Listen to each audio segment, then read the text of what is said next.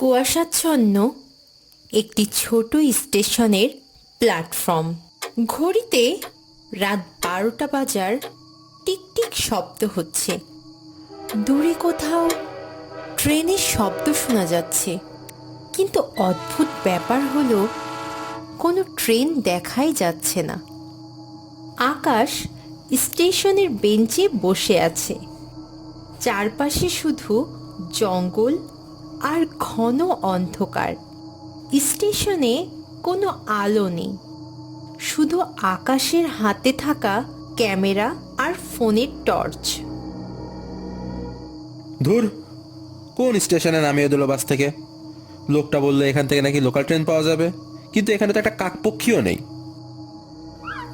আকাশ তার ক্যামেরার লেন্স পরিষ্কার করছে। হঠাৎ দেখলো প্ল্যাটফর্মের একদম শেষ মাথায় একজন বুড়ো লোক লণ্ঠন হাতে দাঁড়িয়ে আছে। আকাশ তার দিকে এগিয়ে যায়। চাচা, ও চাচা,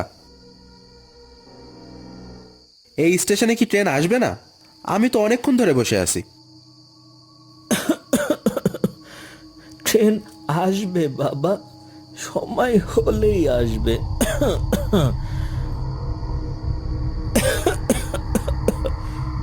তবে যে ট্রেন আসবে সেটাতে কি তুমি বাবা উঠতে পারবে? কেন পারবো না? টিকিট তো আছে আমার কাছে। আচ্ছা চাচা, স্টেশনের নাম ফলকটা এমন ঝাপসা কেন? কিছুই তো বোঝা যাচ্ছে না। যারা এই স্টেশনের নামে তারা নাম পড়তে চায় না বাবা। তুমি বরং বাবা ওই বেঞ্চে গিয়েই বসো। আর শোনো, ট্রেন এলে জানালার দিকে তাকিয়ে থেকো, চোখ সরাবে না কিন্তু। তারা তোমার চোখে তাকাতেই চায়।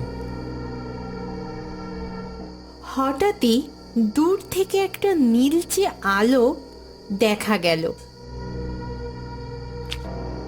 কোনো শব্দ ছাড়াই একটা ভাঙাচোরা মরচে ধরা ট্রেন স্টেশনে এসে থামলো। আকাশ ভয়ে ভয়ে ট্রেনের একটি বগিতে উঠল। ট্রেনটা তো অদ্ভুত কেন? পুরো বগিটাই খালি, একটা মানুষও নেই। আকাশ সিটে গিয়ে বসল। হঠাৎই সে খেয়াল করলো তার উল্টো দিকের সিটে বসা একজন মেয়ে, কিন্তু তার মুখটা একটা কালো ওড়না দিয়ে ঢাকা। কে মানে, আপনি কি এই স্টেশন থেকে উঠেছেন? আপনাকে তো প্ল্যাটফর্মে দেখলাম না।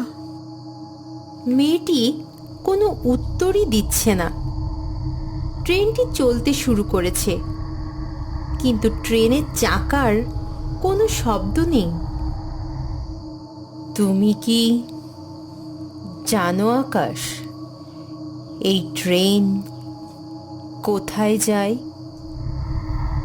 মানে, এটা তো লোকাল ট্রেন, ঢাকা যাওয়ার কথা এটা। না আকাশ, এই ট্রেন শুধু তাদেরই জন্য যারা মাঝপথে ভুল স্টেশনে নেমে পড়ে। আর আজ থেকে তুমিও আমাদেরই সহযাত্রী। সে আকাশের হাত শক্ত করে চেপে ধরল। আকাশ দেখল ট্রেনের পুরো বগিটা এখন জরাজীর্ণ কঙ্কালে ভরে গেছে। পরদিন সকালে স্থানীয় কিছু মানুষ স্টেশনের লাইনের পাশে একটি ক্যামেরা আর একটি ব্যাগ পড়ে থাকতে দেখল, কিন্তু আকাশের কোনো চিহ্নই সেখানে নেই।